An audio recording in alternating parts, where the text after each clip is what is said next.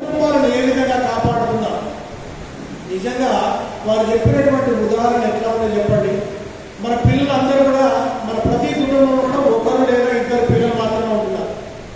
ఆ ఒకరిద్దరు పిల్లల్లో ఒక్కడే కొడుకుంటాడు.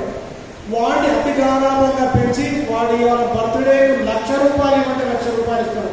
ఆ ₹1,00,000 తీసుకుపోయి ఏం చేస్తుందో అర్థం కాదు.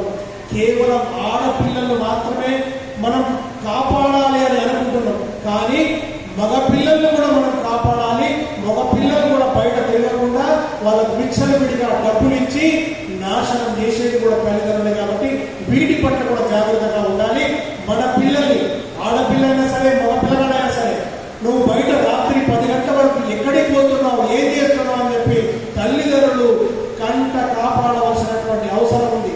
కాబట్టి ఈరోజు ప్రపంచమంతా కూడా భారతదేశం వైపు చూస్తూ ఉంది, సనాతన ధర్మం వైపు చూస్తూ ఉంది. కానీ మనం మాత్రం పాశ్చాత్య దేశాల యొక్క మూలలో పడి ఆ రకమైన సంస్కృతి సాంప్రదాయాలకు అలవాటు పడి బర్త్డేల పేరుతో ₹1,00,000 దుర్వినియోగం చేయడమే కాకుండా విచ్చలవిడినటువంటి అనేక రకాల అఘాయిత్యాలకు పాల్పడేటువంటి సందర్భాలను కూడా చూస్తాము.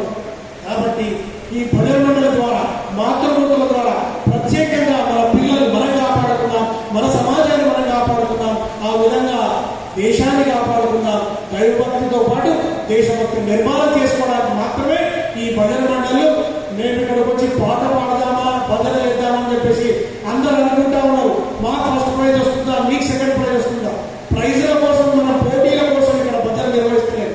మనమందరం ఒక కుటుంబ సభ్యులుగా, మనమందరం ఒక పరివార సభ్యులుగా, మన దేశమే మన భారతదేశం యొక్క మన ఔన్నత్యాన్ని చాటే విధంగా మనం ఈ యొక్క భజన పరివారం మనం స్థాపించుకున్నాం. కాబట్టి మన కుటుంబాలను రక్షించుకుందాం, మన ధర్మాన్ని రక్షించుకుందాం, మన పిల్లలు కాపాడుకుందాం, సనాతన ధర్మం వైపు మన పిల్లలు మనం ప్రయత్నం చేద్దాం.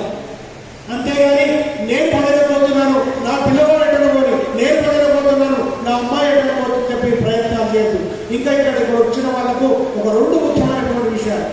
భజన చేయడానికి వచ్చిన మన పిల్లలు కాలేజీలో వెళ్తున్నారు, ఆటోలో వెళ్తున్నప్పుడు అదే పనిగా ఒకటే ఆటోలో కనుక వెళ్తే ఆటో వాళ్ళు కూడా మన పిల్లలు వలలో వేసుకునేటువంటి ప్రయత్నాలు చేస్తూ ఉన్నారు. అదేవిధంగా ఈ టూరిజం వాళ్ళు మనం బస్సులు తీసుకొస్తున్నాం. బస్సులు తీసుకొచ్చి వివిధ పుణ్యక్షేత్రాలకు, మన తీర్థయాత్రల కోసం ముస్లిం వాళ్ళ యొక్క బస్సులు తీసుకొస్తున్నాం. డ్రైవర్ ముస్లింలు ఉంటున్నారు.